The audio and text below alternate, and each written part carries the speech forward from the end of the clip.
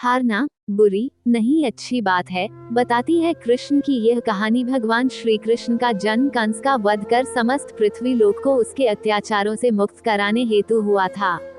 किशोरावस्था में ही वह गोकुल से मथुरा आ गए तथा दुष्ट कंस का वध किया।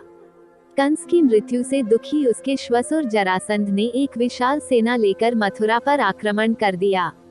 इस आक्रमण में उसके साथ शिशुपाल और काल्यवन जैसे शक्तिशाली राजा भी शामिल थे। जल्दी ही सेना मथुरा जा पहुंची और मथुरा की राजसभा में कृष्ण तथा बलराम को सेना को सौंपने का संदेश भेजा गया।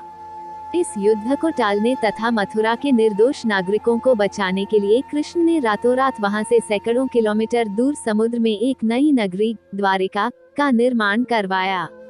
अपनी माया से उन्होंने समस्त नागरिकों, उनके पशुओं तथा संपत्ति को नींद में ही नई नगरी में पहुंचा दिया। अगले दिन सूर्योदय के समय कृष्ण तथा बलराम जरासंध की सेना के सामने जा पहुंचे और उसे लड़ने के लिए चुनौती दी। जैसे ही जरासंध और दूसरे राजाओं ने कृष्ण को मारने के लिए शस्त्र उठाए, दोनों भाई भागने लगे।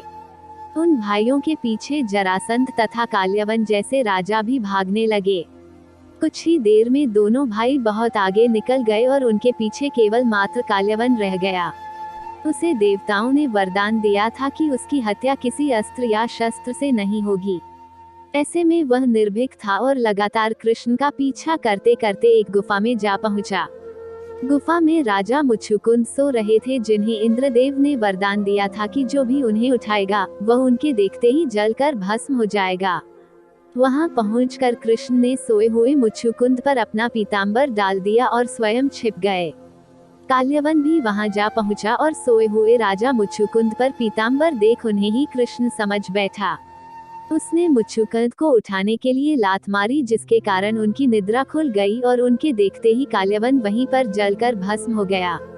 तत्पश्चात कृष्ण ने राजा मुच्छुकुंद को अपने चतुर्भुज स्वरूप में दर्शन दिए और उन्हें मोक्ष पाने का वरदान दिया।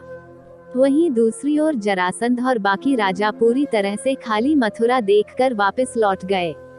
युद्ध से भागकर कृष्ण ने रखा देवताओं के वरदान का मान। कृष्ण चाहते तो स्वयं भी काल्यवन और अन्य अधर्मी राजाओं का वध कर सकते थे, परंतु देवताओं के दिए वरदान का मान रखने के लिए ही उन्होंने काल्यवन को राजा मुच्छुकुंद के हाथों मरवाया।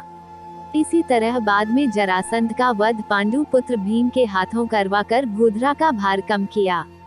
इस तरह कृष्ण ने दिया दुनिया को उदाहरण।